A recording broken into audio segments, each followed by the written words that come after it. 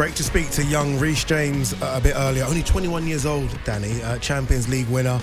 The way he's progressed in the last couple of years as well, went on loan to Wigan, played in central midfield there, played right of a back three, right wing back, right back. Clearly talented. Does he start for you in that first game against Croatia? If it's a back five, then yes. Yeah. Or back three, whichever way you want to look at it. As the wing back, I think so. I think his performance in the Champions League final has put him to another level. And Gareth will look at that. Because, you know, when you look at the teams in the past, and this is what England managers wanted, they want English players playing in Champions League, playing in finals, you know, winning tournaments at younger age groups. Winner's mentality, isn't it? Exactly, knowing what it's like. When you look at when Germany reinvented their whole football system, they then got to like quarter-final, semi-final, final, semi-final, and won it. That's what you need. You know, look at what Manchester City, Champions League, not quite done it, now got to a final. Maybe next year they're going to win it. Liverpool got to the final, and then following the year went on to win it. It's, you know, it's learning how to win in those big moments sometimes. And I think what's great for Gareth is a lot of those young England players have now done that at a tender age. And I think REECE James, he's got everything that you want from a wing back, especially. You know, he's very, very athletic. He can get up and down. He's proven that he's a good defender. He's very, very aware of the situation. His delivery is very, very good. He doesn't really get flustered. Does he? I know he had that sending off, but you know, that was here nor there, I don't think.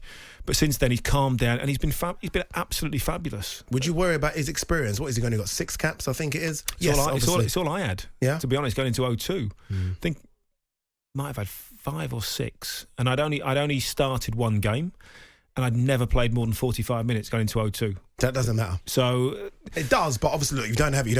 I'd probably played twice as many games as he has at that stage, but I was 24, 25, you know, going into that. But no, so I don't think that's not an issue in any way, shape or form.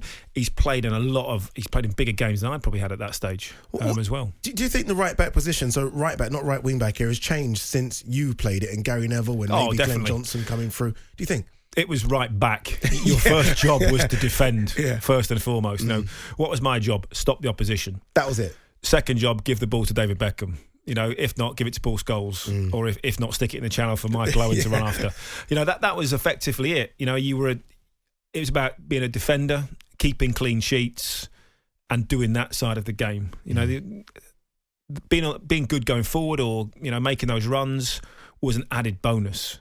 You know, and you look at the fullbacks we had, you know, at the time. That's what it was all about. You know, Lee Dixon. You know, before that, it was about being defensively minded, keeping clean sheets. The game was a lot different back then. Completely different, right? And England have got so many other, I mentioned it, right? So many other fullbacks that are not even in discussions. Like Wan-Bissaka doesn't even get a mention, does he? Tariq Lamptey, I think, look, had his injuries and kind of maybe dipped a bit for Brighton, doesn't get a discussion. I think Max Aarons is going to be one for the future as well. All young, all right back. And I remember Jamie Carragher saying, who would want to grow up and be a right back? Well, clearly, all of them want to grow up and be right backs, right? Because there's so many good ones.